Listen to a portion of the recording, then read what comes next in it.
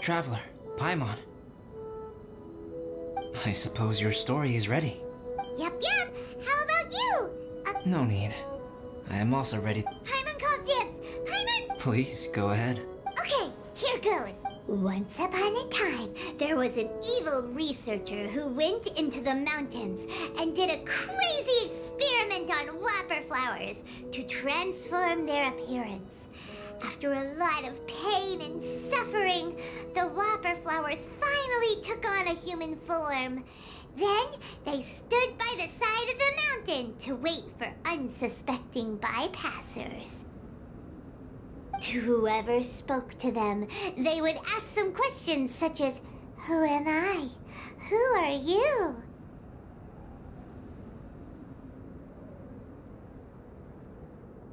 If the bypasser got the wrong answer, the last sound they'd make would be a yelp before the whopper flower ate them alive in one bite. Ooh, truly frightening. What the? You two aren't scared at all!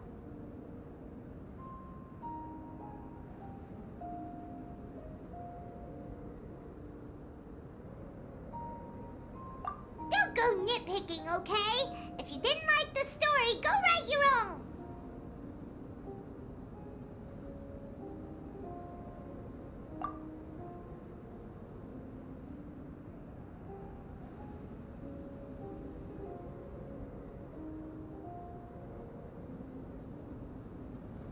In other words, the whopper flowers would ambush and then completely replace their victims. And then what? Go back to where the person lives? Enter their home? Eat their whole family? Paimon made up this story, but now Paimon's the one who's scared by it. It's a good story. Oh, may I write it down? I may bring it up in future conversations. What for? Just to scare people with? Yes. You've got a real mean streak, Albedo. Mine is a little longer than yours. It starts with an alchemist. A great alchemist once created Subject 1. Subject 1 was her proudest achievement, and successfully blended into human society. No one ever would have thought that this friend of theirs was in fact a synthetic human. However, unbeknownst to Subject 1, the alchemist had tried the same experiment many times before he had come into being. Some of the rejects from failed experiments had been discarded, but had not died. Subject 2 was one such failed experiment. He was swallowed by a great dragon that came to rest upon a snow-swept mountain. Many years later, he was resurrected by the dragon's mysterious power. He saw all kinds of people on the mountain, including Subject 1, who had somehow miraculously blended in among them.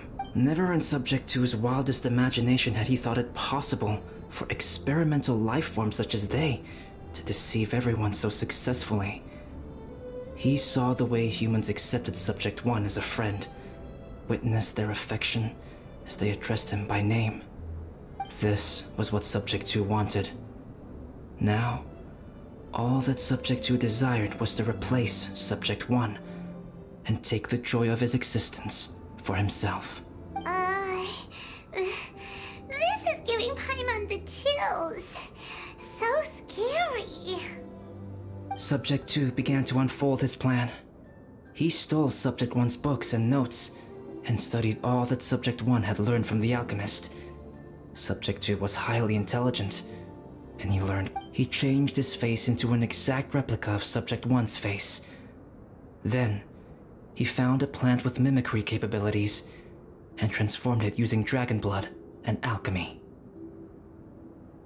And so, not only did Subject 2 transform his own appearance to perfectly match that of Subject 1, he also created a third entity, Subject 3. What? There's 3 of them now? But Subject 2 wanted to become a perfected human. So, he erased a mark on both his and Subject 3's necks. For these marks were symbols of imperfection. In my view, it was probably a subconscious act, an instinct. He so desperately craved to become a perfect human being that he forgot something. Human beings are defined by their flaws. Subject 2's plan was meticulously crafted. Subject 3 would draw Subject 1's attention. After Subject 1 disposed of Subject 3, he would assume the threat had now disappeared and would let his guard down.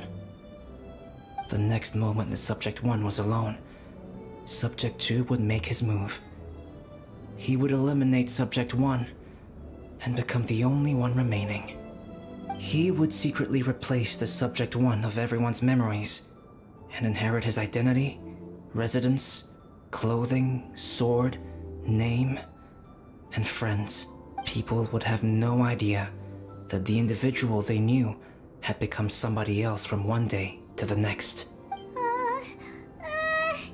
This is way too scary.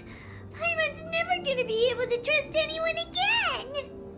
But just before Subject 2 could carry out his plan, a unique stranger entered the mix. Subject 2 tried to make contact with this person, but found that they could somehow sense he was different from Subject 1. What's wrong? Are you scared? What happened then? What happened to the stranger? He became a new stage in Subject 2's plan. One more person that Subject 2 had to dispose of. It's as if there were 3 identical roses in a garden. Only one of the 3 was a fine specimen, while the other 2 were defective specimens that bore poisonous thorns. In all the world, only the gardener who tended to them could tell which was the good specimen. People do not like poisonous plants. Only a perfect rose can fetch a high price. If the inferior specimens wanted to conceal the fact of their worthlessness, they would have to take the gardener out of the picture, using their poisonous thorns. This is exactly what Subject 2 was thinking. So, he hid in the shadows and waited patiently. Maybe soon, he would get his chance to become truly human.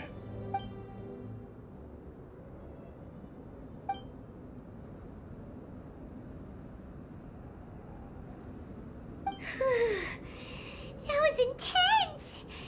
So what happened after that? Did Subject 2's plan succeed? Paimon can't bear thinking about it. Fortunately, Meta is just a story. And even in this story, Subject 2 did not succeed. But you can never let your guard down on Dragonspine.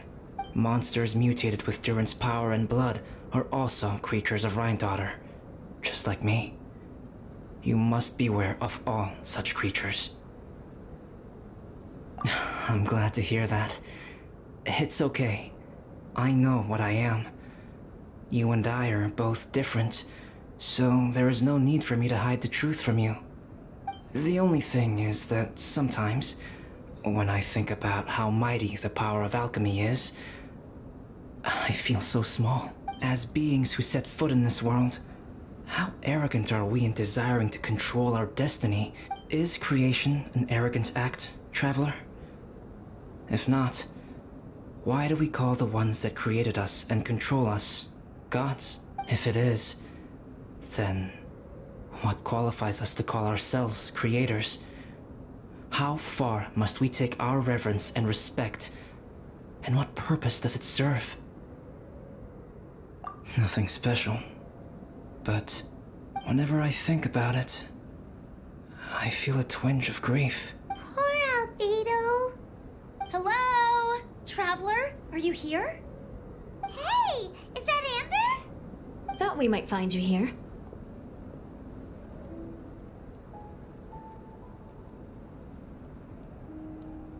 We're here to deliver a message from Cyrus. There's gonna be a big event down at the base camp, and they want you there too, Traveler.